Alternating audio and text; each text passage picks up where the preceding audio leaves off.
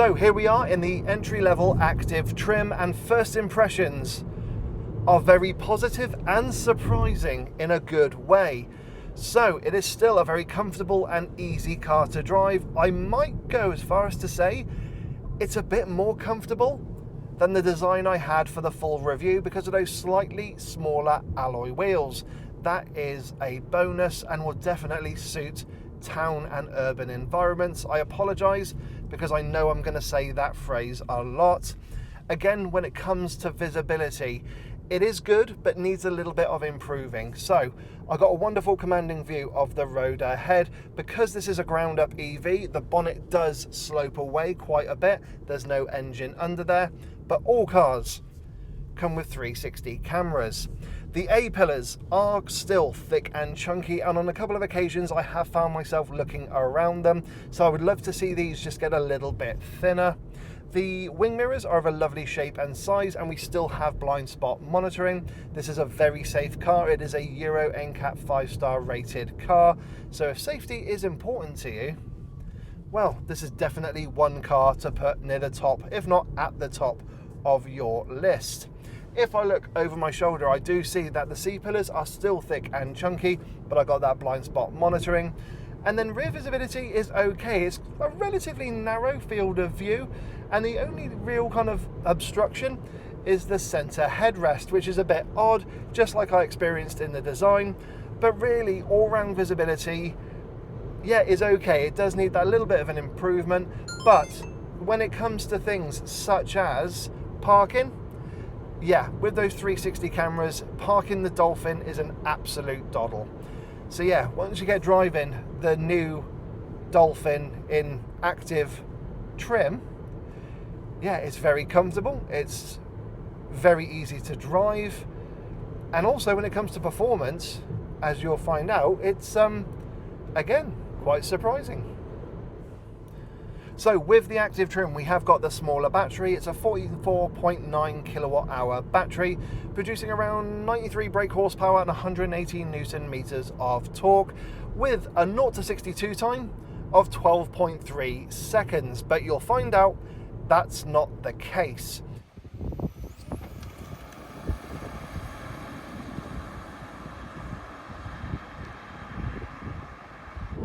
Oh, wow. Oh, I'm sorry, that's not 12.3. No. I've just done 0 to 62 in 9.5 seconds.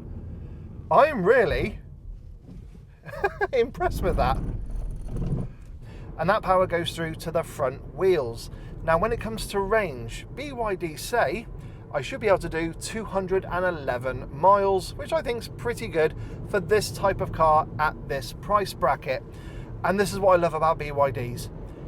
You charge the car up to 100%, it says 211 miles. Actually, it said 213 when I got into it. So that is a big plus to this car because it has got Blade battery technology. I won't go into the kind of technicals of it, but basically it's a more efficient battery. It uses more of the cell space. So as a result, it's more efficient. And the other thing as well is it's a very safe battery. BYD thoroughly test these, not just in what it can do performance-wise, but they do puncture tests, they crash the cars, take the battery out, put it into another BYD, and let that car drive off. It's really something I am impressed with from the brand. So yeah, when it comes to the performance, when it comes to the size of the battery and everything, it's like a Ronseal car. Basically, it does what it says on the tin. When it says 211 miles, you get 211. Now, when it comes to the ride in the Active, I am going to talk about it in this car because it's the only one that's got the slightly smaller alloy wheel. As I mentioned, we got 16s instead of 17s, and it's dealing with the bumps and imperfections really well. I'm on this straight road here, which I know is not the smoothest. I'm actually in Buckinghamshire, just leaving Stowe, and I know even though it's a straight road, it's not the smoothest, but it's dealing with the bumps and imperfections really well. Again, this will be perfect for around town and urban areas, especially with that performance on offer. But like I said, 9.5 as opposed to 12.3, that's a bit of a step up. I mean, granted, yes, I was going slightly downhill, but I shouldn't have that much of an effect when it comes to the acceleration. But because of the way the car handles, it is perfect in these little lanes. Yeah, this is just very nippy, very comfortable. And actually, when it comes to the steering, I've got it in normal mode, but there's a nice bit of weight to it, so you do know what the car's doing. You are in control. It's been set up to be a nice, comfortable urban cruiser and just perfectly suited to towns and urban environments. I know I keep repeating that phrase, but as I'm driving around old Buckingham here, this feels very much at home. The size, the steering weight and feel, I actually think is very good and responsive. There is a little bit of weight to the steering. That is a positive. It's not over assisted where it feels like you're in a video game. I actually kind of know when I'm turning the wheels that the car's going to respond, so I do like that. So yeah, when it comes to that side of things, it suits again the Dolphin perfectly.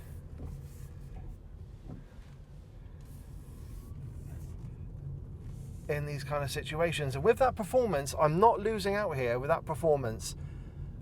So that's something, again, that's a big positive with this car, is that even that lack of power is not showing itself here. It will only be if you have to go on the motorway, or possibly if you have on a regular basis a full car with occupants and everything in here, that you might just feel that little bit of lack of power. But that's when, again, I recommend the boost. But now around town, around areas like this, absolutely lovely. Now when it comes to charging and brake regeneration, just like the larger battery version of the Dolphin, it's okay. It's not class leading, but when it comes to charging, it's absolutely perfect for the type of car it is. But firstly, talking about the brake regen, just like the design I had, it's not proper one pedal driving with the brake regeneration. It is lacking that little bit of extra strength that some of its rivals might give you. So I have got it in its highest setting, and I will say, yes, you will need to use your right foot just to give it a bit of assistance. Something I will also mention as well is that the brake pedal is a little bit mushy and spongy. There's a little bit of softness there before you get that bite from the pedal, but it's something you'll quickly get used to. And then when it comes to actual full charging, well, we are looking at around 65 kilowatts for the smaller battery. But if you are to go to a fast charger, you're basically looking at going from 30 to 80% in around 30 minutes, which is the same as the larger battery version of the Dolphin. So that's actually quite nice and, well, quite a positive thing to have, and it is quite comparable.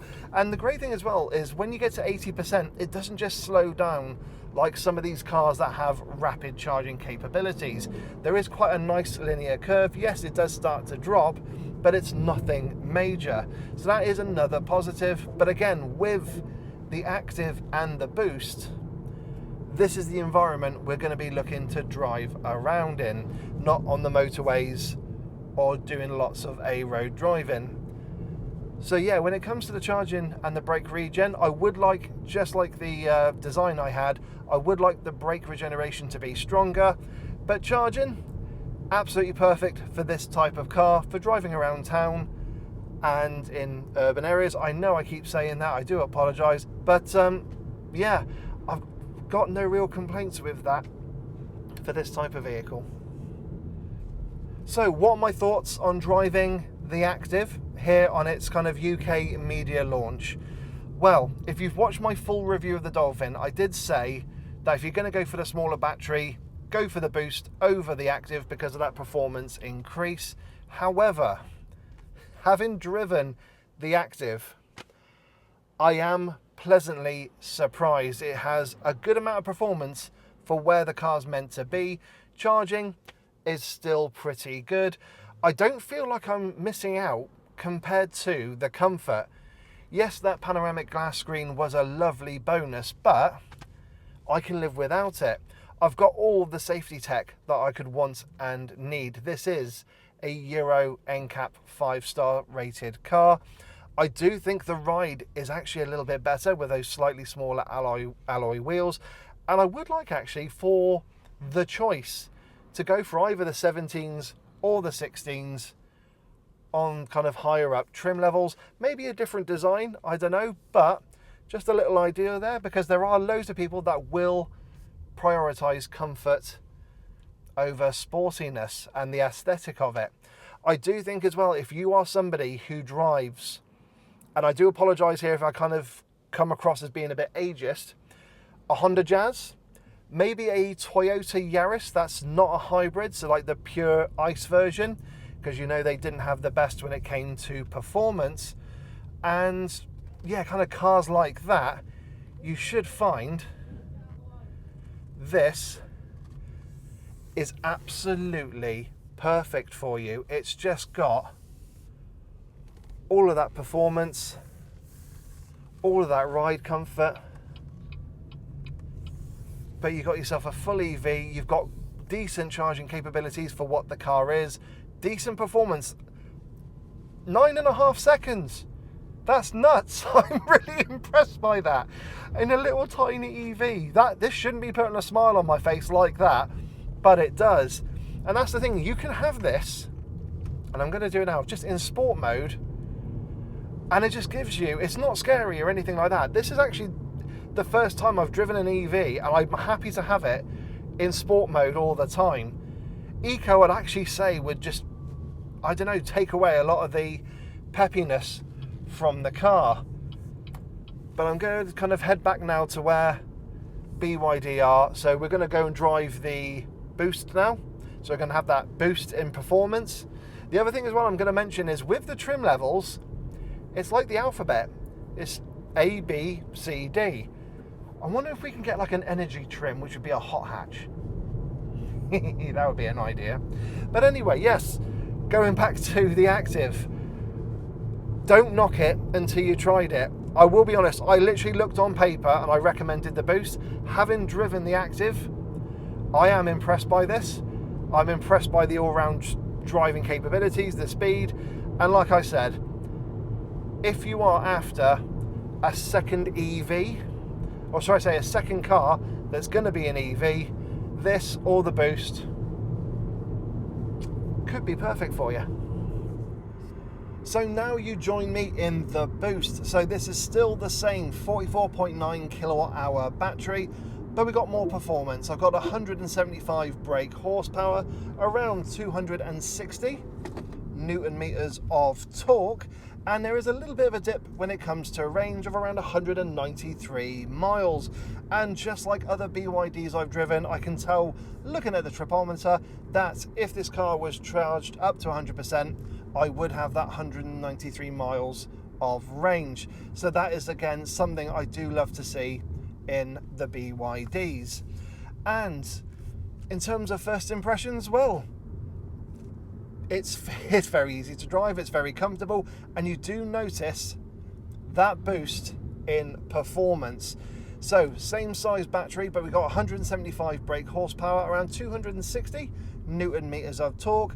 So our 0 to 62 time is quicker at around 7.5 seconds. So apart from the performance in that smaller battery when compared to the Active, the other difference you get with the Boost is that you do get 17-inch alloy wheels, and you do kind of feel some of the little bumps and imperfections on the road. It's not uncomfortable, but I will say the Active just feels that little bit more comfortable, particularly at lower speed, because you have got the 16s. This does feel still, however, very comfortable, and it could be down to the fact as well that I got a smaller battery, so this is lighter.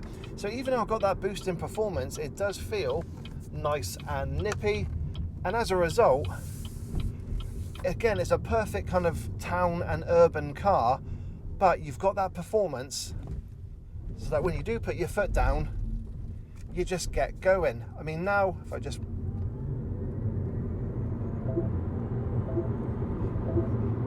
yeah, there's a nice flow of acceleration there. It's not going to scare you.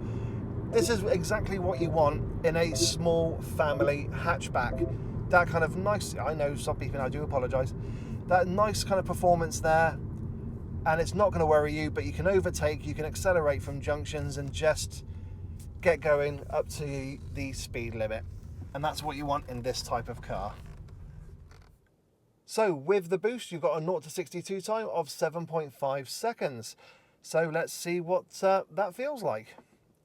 Now I will say I am going slightly downhill, so I might beat that, but let's see.